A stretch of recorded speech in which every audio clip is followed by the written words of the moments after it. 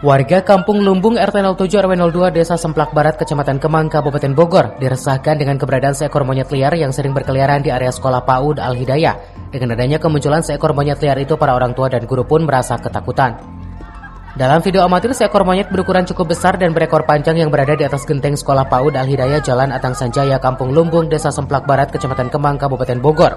Warga dan orang tua siswa pun tampak panik dan ketakutan, sehingga pihak sekolah telah melaporkan kejadian ini ke petugas Damkar Kabupaten Bogor.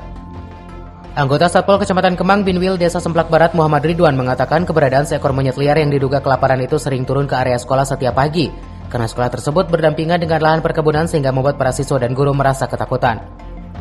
Kadang ada laporan dari pihak sekolah, kadang datangnya nggak tentu, kadang pagi, kadang siang, kadang kan ada 1 ekor 2 ekor lebih, dia kan datangnya dari sini. Kadang-kadang kalau loncat ke pagar-pagar. Kalau kemarin saya dapat laporan dari sekolah, dia masuk, soalnya kan dari pas ini atapnya kan bolong, jadi dia dari atas ke bawah pada turun. Soalnya kan di sana kan ngerinya ada rumah kosong. Takutnya si monyet-monyetnya pada ngumpul di sana.